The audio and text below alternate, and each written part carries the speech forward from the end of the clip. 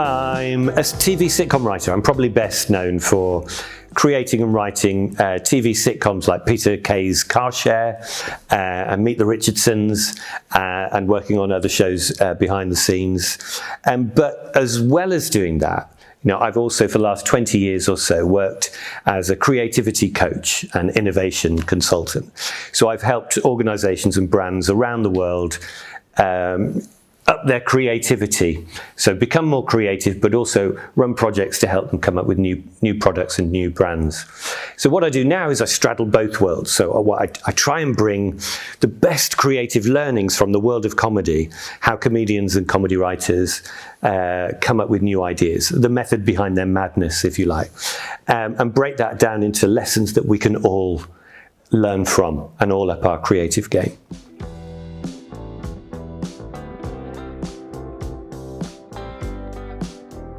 I try and encourage people, if you think you've got something that would make everyone laugh, say it, because it's probably a genius idea. And it's true, the best ideas come as jokes. In fact, David Ogilvy, the advertising guru who set up Ogilvy and Mather, reputedly the guy who Don Draper in Mad Men's based on, so a legend, a guru in advertising, he said, the best ideas come as jokes. Make your thinking as funny as possible. And he didn't mean the best ads are funny. He meant the best ideas make us laugh. And that's because they're all like great jokes. They're rooted in surprising truths. And if we're looking to, if creativity is the process of having original ideas that have value, original ideas are surprising. No one's thought of it before. But the value is in the truth of it, because it recognizes a truth in how the world is changing, or how your market is changing, how your target audience is changing. So a great technique that comedians and comedy writers use is just to write. Even if you're thinking, I can't think of anything brilliant or funny, you just get started, because if you start putting pen to paper or just start typing, your brain warms up and it goes, oh, okay, I see what we're doing. And eventually you'll get to some really good stuff and you'll recognize it. And the technique I use is I call it the splurge, the 4-minute splurge. So you force somebody to talk about the problem, the challenge, or the brand for 4 minutes non-stop. And it's the same principle, that in just forcing yourself to talk beyond where the stuff you've got right here at the front of your mind, you get that out in 1 minute. If you talk for 1 minute, you exhaust all of this. But if you force yourself to keep going, talking about whatever it is, toothpaste or moisturizer for bald men, whatever it is, just keep talking about it.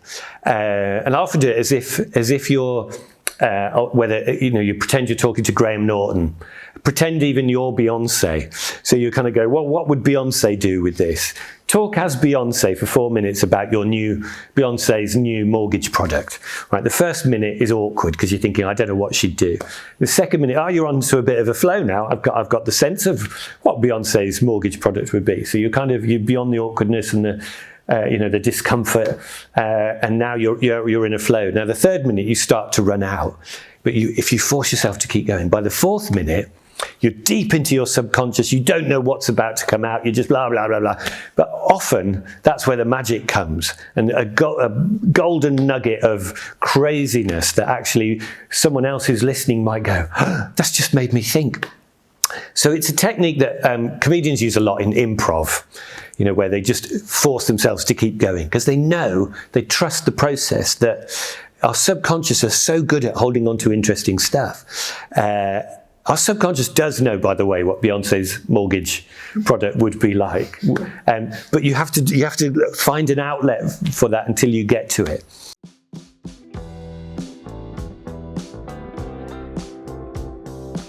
So AI is fascinating in all spheres of creativity, because you're right, it's tempting to see it as a real threat.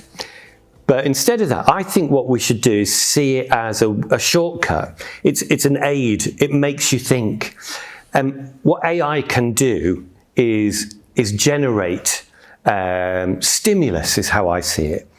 So as a creative person, you can use AI to push you in different directions, and suggest different ways of coming at a challenge. So for example, if you were thinking of writing a bit of copy, you could use AI to explore what that would be like if you wrote it, as a Western adventure, as a comedy, as a thriller. What would the cliffhanger be, or what are the other ways we could look to write it? So it can stimulate thinking.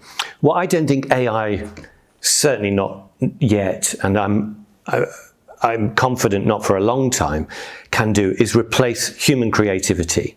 We have our own version of AI as humans, I think, and that's applied imagination, right? So we can apply our imagination and curiosity and our innate understanding of the world and our innate sense of what humans are looking for, and add that on top of any thinking that AI could do. So AI is brilliant at analysing what's been done before, at taking a load of data, in fact, the world full of data, analysing it and making suggestions. What that fails to do is add imagination. So a human brings with it an appreciation what other humans might find new and interesting. AI can only look backwards. Which is why, so in the world of comedy, for example, I've tested AI out and tried to get AI to come up with jokes. So if you can put in all the right elements of a joke and see what it comes up with, the best I found is I put in certain elements of a standard kind of joke format and subject.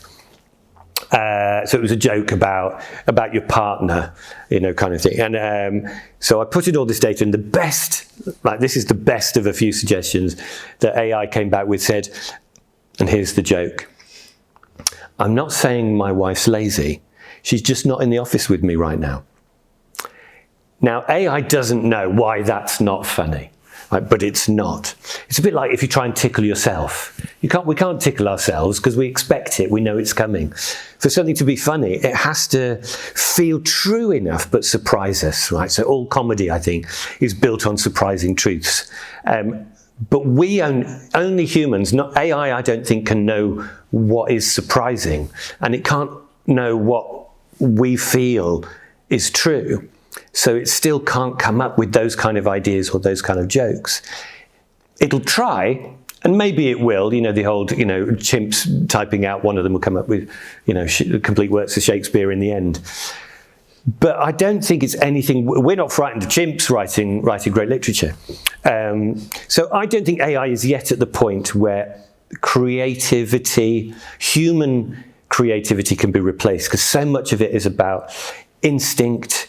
It's about, obviously, imagination, but it's also an intuitive sense of what we find interesting or what we see as new, but close enough to our reality so that it doesn't feel ridiculous. It kind of, a new idea or a new joke has to feel true but surprise us.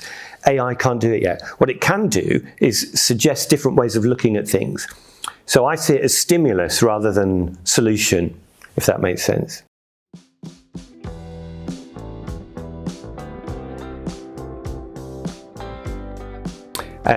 So I love the definition of creativity that Sir Ken Robinson uses, where he says creativity is the process of having original ideas that have value. And if you break that down, this is why it's so exciting. It's the process of having original ideas no one's thought of before. Now, every time you get together as a group to bash ideas around, if you get the process right, you will have ideas no one's ever thought of before. And if they're the right ideas and you make them happen, you're literally inventing the future. Creativity is how we steer into the future. So applying our imagination, using the creative process, allows you to come up with those original ideas. And I think, yes, the reason it's so exciting is that they change the world. So whether you're looking to change the world within breakfast cereal or shampoo or, sustainability, energy sustainability, original ideas change the world. And so making sure we're all equipped to apply our imagination and be more creative is more important now than ever. And that's what I try and bring to organizations, is the ability to adopt that process. So the ability to have original ideas that have value, by knowing that there is a process. It's about mindset, and then there's tools and techniques. And if you get it right, you'll always come up with original ideas.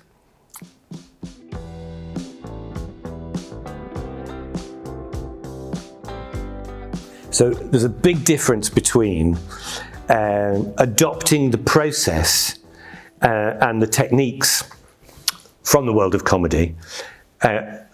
That's different to trying to be stand-up comedians. It's not that at all. There's nothing worse than, a load of people feeling like they need to try and be the office clown. It's uncomfortable. So the watch outs are, know your culture, know your audience. And your audience, if you're running an idea session, are the people that work in your legal firm or in the Department of Education, or, I've done this with Her Majesty's Court Services as well as big pharmaceutical companies. It's not about learning how to be funny. It's about trying to use tools and techniques from the world of comedy so that we can be more creative and come up with bigger, better ideas. What it is it's about signaling to everybody that we're going to be playful with the thoughts as we have them. We're going to wonder, where a thought could go. What could we do with an idea? We're going to embrace the fact that some of the ideas might feel absurd. As Einstein said, if at first the idea doesn't feel absurd, then there's no hope for it. To embrace the absurd is a mindset. It's not about telling jokes. It's about having that sense of wonder that kids innately, intuitively have, that allows them to have fun with their thinking. And that's what it's about. If jumping down a slide, to go from one floor to another in your office block, like Google have in California, if that works for you as signaling, playful thinking, imaginative thinking, then great. If it doesn't, don't do it. If it doesn't fit with your culture, if your culture is, by business as usual, quite a serious, sensible culture, then you need to be mindful of that. That's what you're moving from into your ideas session. So the signals to get playful are going to be different, but they're still important. If we're all prepared to laugh while we're having ideas, the laughter signals safety. That's why we started laughing as a species originally, apparently as cavemen.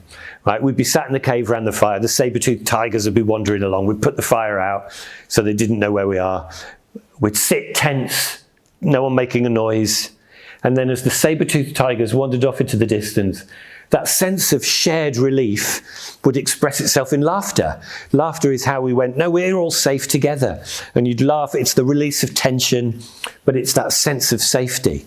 And it makes our brains feel, okay, we're in a safe place. That's vital in the creative process. So that's why, one of the reasons why laughter is a signal. It's a signal that we're not in business as usual and we're going to embrace playful thinking.